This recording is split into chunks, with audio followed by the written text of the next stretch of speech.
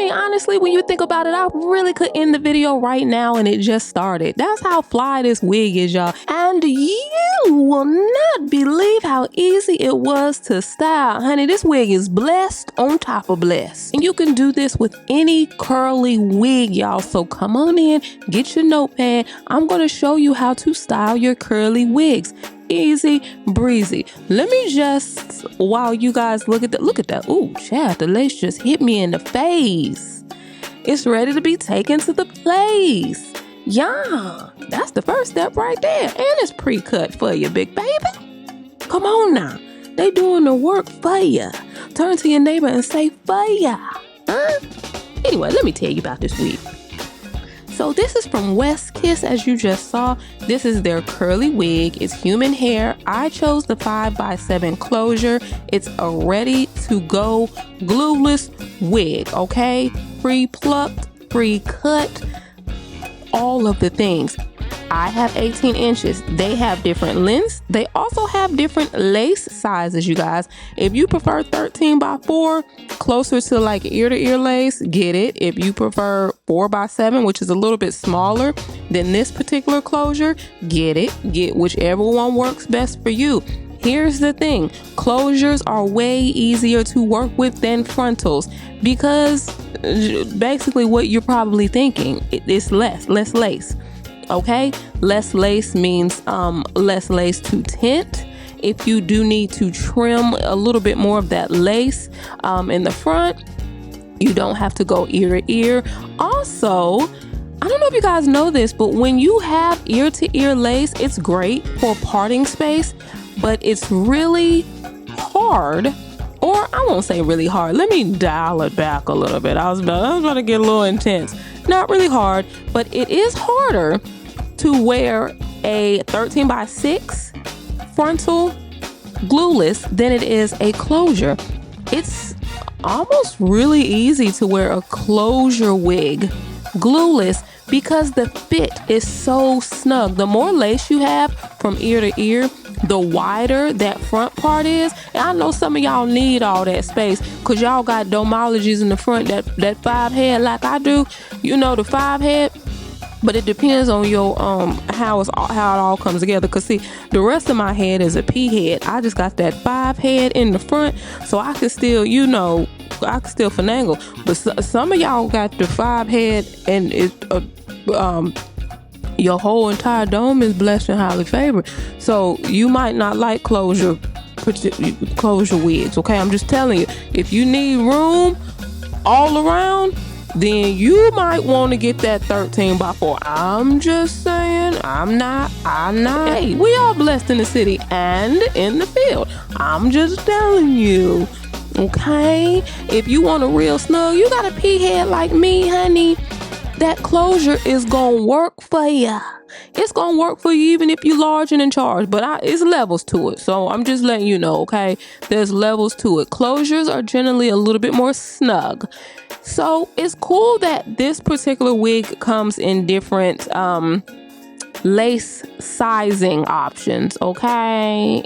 So it's very important that I tell you guys that because I see comments a lot about the sizing and what works best for different size domes and all of the things, okay? Lace has a big part to play in the game, all right? In the wig community, the lace is the treasurer. We'll say that in the wig community. All right.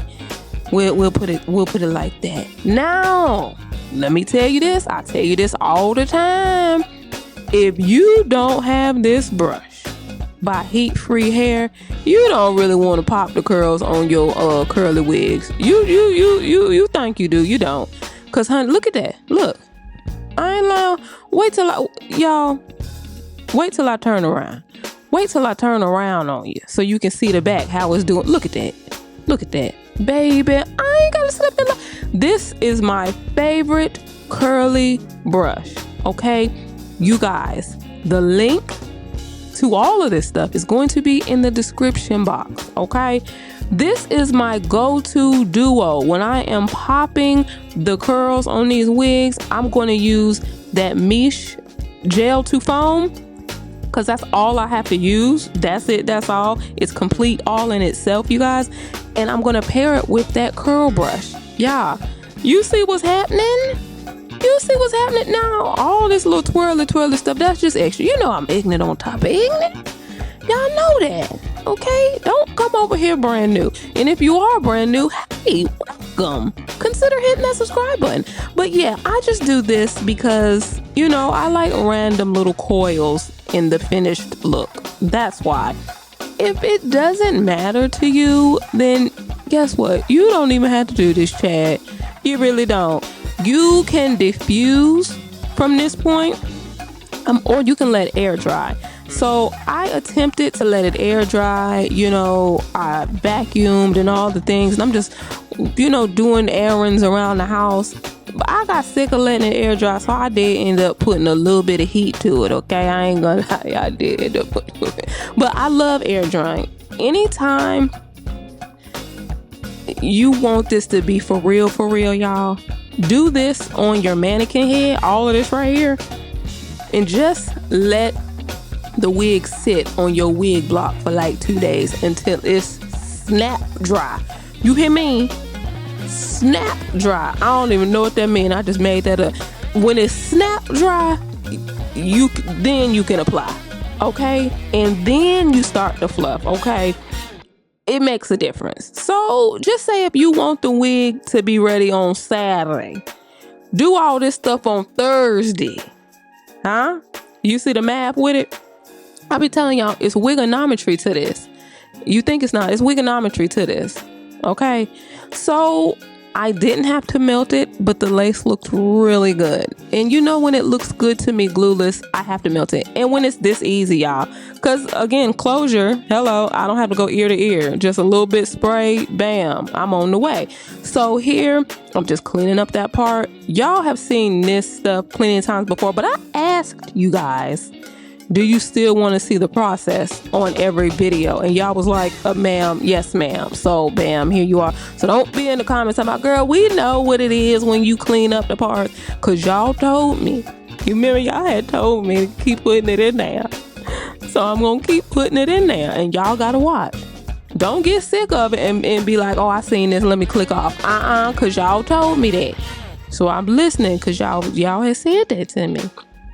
Everything else from here on out is fluffing and trimming to your liking. Now, you guys saw how I, did the base cut.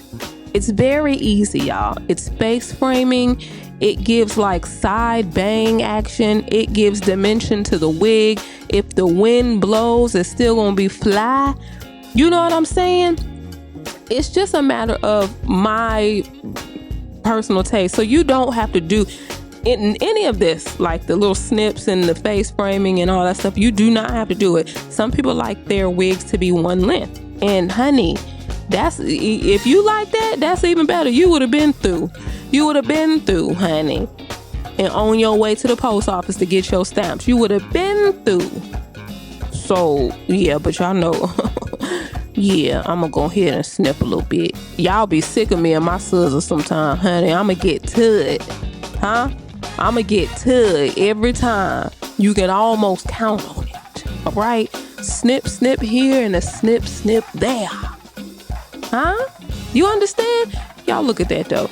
Let me know if you are feeling this wig. It is as soft and beautiful and curly as it looks, y'all. I ain't lying. All right. Till next time. Peace, love, light.